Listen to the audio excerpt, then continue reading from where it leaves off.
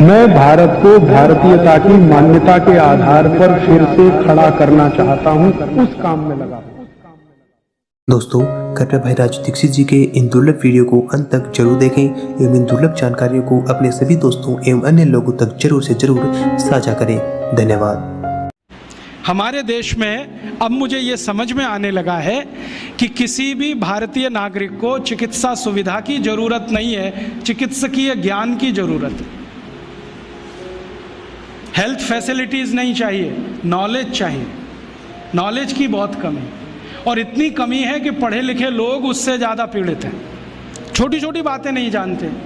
पानी को उबाल के पीना, ये इतनी छोटी सी बात है, लेकिन आज के समय की बीमारियों में सबसे इफ़ेक्टिव है, खासकर 3 महीने की ये जो। तो आप उनको बता दो भैया पानी उबाल के पियो, उबाल के पानी पीने से क्या होता है वो समझा दो उनको, 10 मिनट में समझ में आ जाएगा। फिर उनसे कहो कि खाना खाते हो तो कुछ ये खाओ ये मत खाओ, क्योंकि दिनचर्या ऋतुचर्या जो आयुर्वेद की है ना, वो जरूर सीख लो। दिनचर्या और ऋतुचर्या जरूर सीखो, आयुर्वेद की बहुत आवश्यक है। और आपको मैं एक किताब का नाम बोल के जाता हूँ, इसको पढ़ो। भगवत गीता जैसे पढ़ी जाती है, रामचरितमानस जैसे पढ़ी जाती है, उस किताब का नाम है अष्टांग हृदय। इसका एक दूसरा नाम भी है अष्टांग संग्रह, पुराना नाम अष्टांग हृदय। ये किताब का जो स्वस्थ व्रत है ना, वो ऐसे पढ़ो जैसे आप धार्मिक पुस्तक पढ़ते हो, और उसको बार बार पढ़ो तो याद हो जाएगा, कंठस्थ हो जाएगा। उसमें 2000 सूत्र हैं। ये सूत्र लोगों को बताना शुरू कर दो। छोटे छोटे सूत्र हैं, जैसे खाना खाने के बाद पानी मत पियो, स्वस्थ रहना है जिंदगी भर तो खाने के 1 घंटे के बाद पानी पियो। क्यों नहीं पिए वो आप सब जानते हो, सरल भाषा में उनको समझा दो। फिर उनको बोलो पानी पियो तो घूंट भर भर के पियो, सिप करके पियो, ताकि ज़्यादा लार शरीर में जाए, वात पित्त कफ तीनों संतुलित रहे। ठंडा पानी कभी मत पियो। मैंने दुनिया में ठंडे पानी पीने वालों को बहुत देखा है। यूरोप और अमेरिका के लोग चिल्ड वाटर पीते हैं, बर्फ़ का पानी फ्रिज में रख के पीते हैं। परिणाम जानते हैं क्या होता है? सवेरे जब टॉयलेट रूम में जाते हैं तो 1-1 घंटे बाहर ही नहीं आते। उनको पूछो भाई तुम क्या कर रहे थे 1 घंटे वहाँ? तो कहते हैं न्यूज़पेपर पढ़ रहे थे, मैगजीन पढ़ रहे थे। क्यों पढ़ रहे थे? स्टूल पास नहीं होता। क्यों नहीं होता? कॉन्स्टिपेशन है, जोर लगाना पड़ता है फिर भी नहीं होता।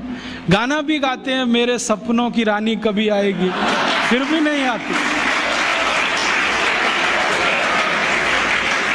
और अंतिम दुष्परिणाम पता है क्या होता है? उनको पेट साफ तो होता नहीं, तो सांस में से भयंकर बदबू आती है। किसी अमेरिकन यूरोपियन के नज़दीक बैठ जाओ, अगर वो लिस्ट्रीन स्प्रे करके नहीं आया तो 1 मिनट नहीं बैठ सकते। हर समय उनको माउथ फ्रेशनर स्प्रे करना पड़ता है, क्योंकि अंतड़ियाँ साफ नहीं है, कब्जियत है, मल भरा हुआ है, उसमें कचरा जमा है।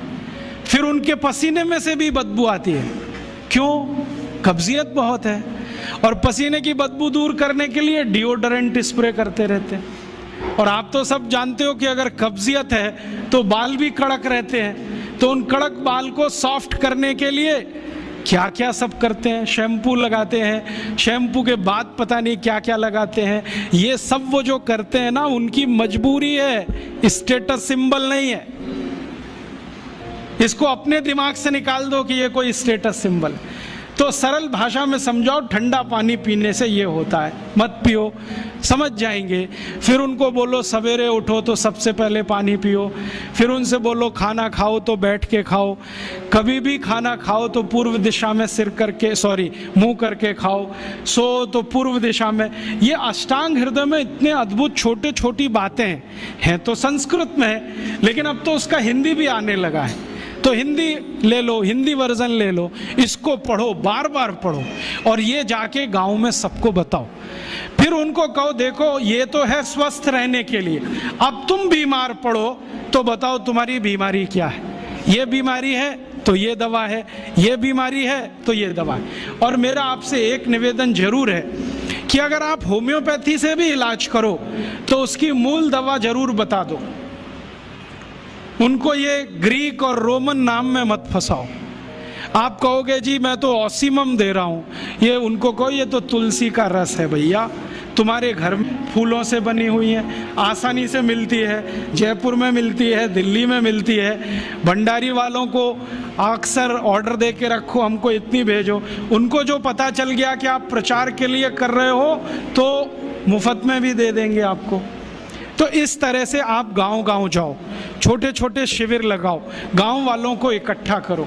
गांव वाले बहुत दुखी हैं, शहर वाले भी दुखी हैं, वैसे तो वो दुखी हैं। इसका यही सबूत है कि रामदेव जी आए जयपुर में सवेरे 4 बजे तो सब लोग पहुंच जाते हैं वहाँ, पैसा भी देते हैं, समय भी देते हैं। और 4 बजे रामदेव जी कहें टांग ऊपर उठा लो तो उठा लेते हैं, कहें सिर नीचे कर दो तो कर लेते हैं, ऐसे कर लो तो कर लेते हैं। क्यों? परेशान है, दुखी है, शरीर उनका साथ नहीं दे रहा है। और इतने दुखी हैं कि रामदेव जी तो क्या, कोई टिम्बकटू आ जाए उसी के सामने वो आ जाएंगे। और वो दुनिया भर में घूम के आते हैं अपनी अपनी छोटी छोटी बीमारियां लेके। तो इन जो दुखी लोगों का थोड़ा थोड़ा आप मदद कर दो इलाज के रूप में, ये सब आपके भगत हो जाएंगे। और ये भगत हो जाएंगे तो कहो आप भी प्रचार करो इसका, वो भी करें, आप भी करो, तो ये इतना तेजी से मल्टीप्लाई करेगा कि 2-5 साल में एलोपैथी का बाजा बज जाएगा। और बजा देना है अपने को।